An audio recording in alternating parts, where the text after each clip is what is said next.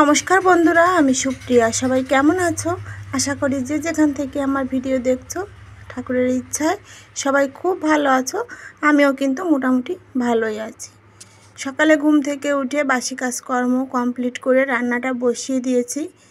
আর অর্ধেক রান্না শেষ করে তোমার দাদাভাইকে খাইয়ে কাজে পাঠিয়ে দিয়ে তারপর এখন আমি চা নিয়ে বসেছি। শুধু আমি নয়, আমার ছোটো ছেলেকেও চা দিয়ে দিয়েছি, শাশুড়ি মাকেও দিয়ে দিয়েছি, আর বড় ছেলে তো টিউশনি পড়তে চলে গেছে ঘুম থেকে উঠেই। তোমরা জানো আমি খুব ভোরে ঘুম থেকে উঠি, আজকেও তার ব্যতিক্রম নয়। ভোর 5টায় ঘুম থেকে উঠেছি, মাঝে মধ্যে 4:30টায়ও উঠি। খুব ভোরে ঘুম থেকে উঠে আগেই আমি ঘরটা ঝাড় দিয়ে ভাত বসিয়ে দেই। আর মানে কিছু একটা রান্না করে তোমাদের দাদাভাইকে খাইয়ে 7টার আগেই আমি কাজে পাঠিয়ে দিয়ে তারপর বাকি যে রান্নাবান্নাগুলো সেগুলো করি। আর এদিকে দেখো ডালটা কিন্তু মানে ফুটতে দিয়ে তারপর আমি চা করে খেয়ে নিয়েছি। এখন এসে যে ডাল ফোড়নে দিয়েছি, রান্না করছি টক ডাল তেঁতুল দিয়ে। আর দেখেছো তো, এটা শাশুড়ি মা বের করে দিয়েছে, এটাকে বলা হয় ওড়ং। ডাল ঘুরতে খুব মজা এটা দিয়ে, মানে খুব তাড়াতাড়ি হয়ে যায় আর কি। আর দেখো রান্না করেছি আলু দিয়ে গ্লাস কাপ মাছ দিয়ে, মাছের একটা ঝোল। ওইটা দিয়েই তোমাদের দাদাভাই খেয়ে কাজে চলে গেছে। তারপর কাজকর্ম কমপ্লিট করে চলে এসেছি দেখো আমি উঠানটা ঝাড় দিতে। আর রান্না শেষ করে ছেলেকে কিন্তু বই পড়িয়ে নিয়েছি। সকাল সকাল রান্না করে তোমাদের দাদাভাইকে কাজে পাঠিয়ে দিয়ে আর ছেলেদের বই পড়িয়ে স্কুলে পাঠিয়ে দিলেই কিন্তু আমার 12টা অবধি একদম নিশ্চিন্ত আমি কাজকর্মগুলো করে নিতে পারি। ওদের একবার স্কুলে মানে যার যার কাজে পাঠিয়ে দিলে আমি একদম নিশ্চিন্ত ফ্রি মাইন্ডে আস্তে আস্তে ধীরে কাজগুলো করে নিতে পারি। তো দেখো এখন এই যে উঠোনটা ঝাড় দিয়ে নিচ্ছি, এই ঘরের সামনে থেকেই শুরু করলাম। ওই সাইডটা মানে রাস্তার ওই সাইডটা ঝাড় দিয়ে ওই সাইড দিয়েই ফেলে দেব। আর যে বাকি এই সাইডের অর্ধেকটা এই সাইডটা ঝাড় দিয়ে আমি এই সাইডেই ফেলে দেব।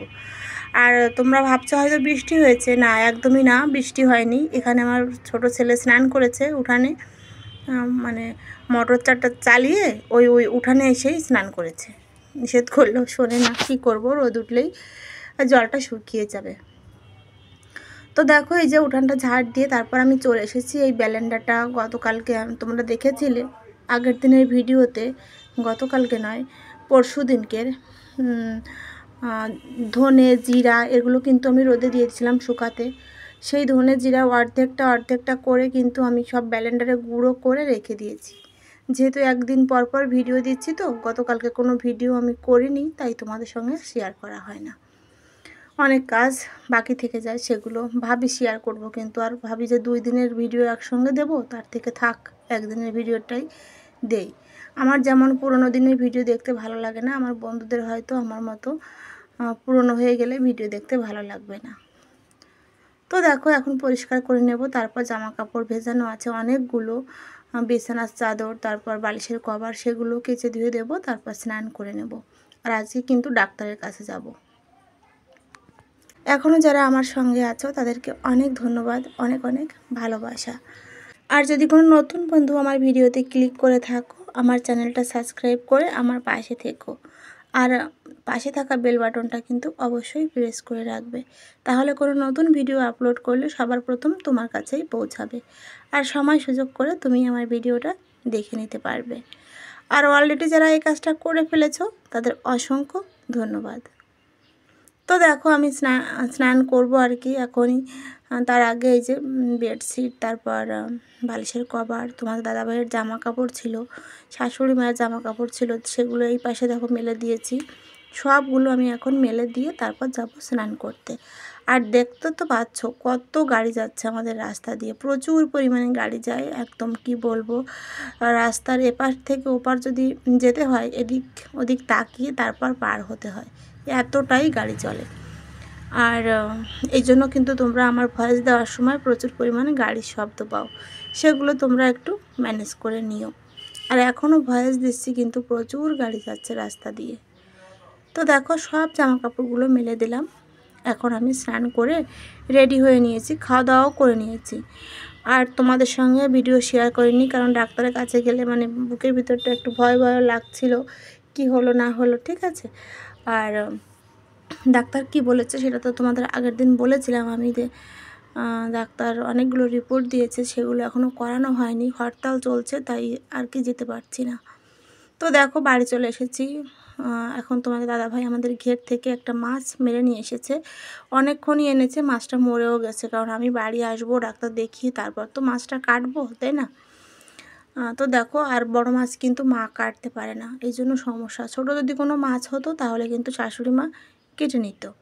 আর এখন এই যে চলে এসেছি বাইরে, ঘরের ভিতর প্রচুর মশা, এখন মানে বেলা শেষ তো প্রচুর মশা বেরোয় বিকেলের দিকে। আর যে জামা কাপড়গুলো শুকায়নি সেই জামা কাপড়গুলো কিন্তু ঘরের সামনের দিকটা দিয়ে দেখো ওইখানে মেলে দিয়েছি, বৃষ্টি হলেও কোনো অসুবিধা হবে না, সারা রাত ওখানেই থাকবে আর সকালের দিকটাতে শুকিয়ে যাবে। এখন আমি দেখো একটা হাতার সাহায্যে এই মাছের আঁশটাগুলো সব তুলে নিচ্ছি। আর এদিকে ছেলেকে টিউশনি পড়াতে এসেছে, ও দেখো বারবার বাইরে বেরোচ্ছিলো, আমি বলছি যে তুমি যাও পড়তে যাও, দিদিমণি পড়াতে এসেছে। তারপর দেখো এই যে মাছের আঁশটাগুলো ছাড়িয়ে নিয়ে তারপর বটি দিয়ে মাছটা আমি কেটে নেব। বড় বড় মাছ কাটতে কিন্তু আমার খুব ভালো লাগে, কিন্তু ইদানিং কী হয়েছে প্রচুর কষ্ট হয়ে যায়, হাতেও কেমন যেন ব্যথা। আর এর থেকে যদি বড় মাছ হয়, আমাদের ঘেরে কিন্তু সব বড় মাছই, ছোট কোনো মাছ থাকে না, সব বড় মাছই। তখন আমি তোমার দাদাভাইকে পাঠিয়ে দেই, মানে যেখানে কাজ করে আর কি বটতলা, ওখানেই পাঠিয়ে দেই মাছটা, ওখান থেকে কাটিয়ে নিয়ে তারপর আসে।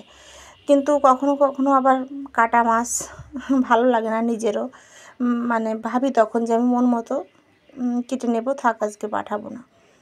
তো আজকেও দেখো এই যে বিকেলবেলার দিকটাতে কিন্তু মাছ কাটে না, সকালবেলার দিকটাতেই কাটে, আর আজকে বিকেলবেলাই মাছটা ধরেছিল, তাই আর পাঠায়নি। তো দেখো এই যে মাছটা এখন কেটে নিচ্ছি, আর আবার রান্নাও করব। ওদিকে রান্নার যোগাযন্ত্র করে রেখে এসেছি, চিচিঙ্গা নয় সরি, ঝিঙা দিয়ে আলু দিয়ে একটা মাছের ঝোল করব, আর শাপলা ভাজি করব। এটাই হবে আমাদের রাতের রান্না। আর দুধ তো আছে, এখন থেকে আমাদের মানে দুধ খাওয়া শুরু করেছি আর কি, 1 মাস তো হয়ে গেছে, এখন থেকে আমরা সবাই দুধ খাই আর কি। তো দেখো মাছগুলো এখন সুন্দর করে কেটে নিলাম, ধুয়ে নিয়ে চলে এসেছি ঘরে। যেগুলো রান্না করব সেগুলো তো রান্না করবই, আর বাকি মাছগুলো আমি ফ্রিজে রেখে দেবো। আর দেখো তরকারিতে দেবো এই যে গোটা গোটা পেঁয়াজ, তাই পেঁয়াজও কেটে নিয়েছি। গরম জল দিয়ে মাছগুলো রেখেছি, এখন এই গরম জল দিয়ে একটু লবণ দিয়ে মাছগুলো খুব সুন্দর করে ধুয়ে নেব। কাতলা মাছেও কিন্তু প্রচুর নালা থাকে। আর এই যে বাকি মাছগুলো আমি এখন ফ্রিজে রেখে দেব। তো ভিডিও লাস্টে চলে এসেছি একদম। ভিডিও লাস্টে এসে আমার বন্ধুদের পুরনো কথাটা আরও একবার মনে করিয়ে দেই। যদি কেউ লাইক দিতে ভুলে গিয়ে থাকো অবশ্যই একটা লাইক দিয়ে দিও। আর যদি নতুন কোনো বন্ধু আমার ভিডিওতে ক্লিক করে থাকো, এতক্ষণ আমার ভিডিও দেখছো, অবশ্যই আমার চ্যানেলটা সাবস্ক্রাইব করে আমার পাশে থেকো। তোমাদের সবাইকে অনেক অনেক ভালোবাসা। আমি জানি না কেন ভিউজ মোটামুটি হয়, কিন্তু লাইকটা কেউ দিতেই চায় না। আমি জানি না, বুঝতে পারি না, এতটা অহংকার করে কি হবে বলো?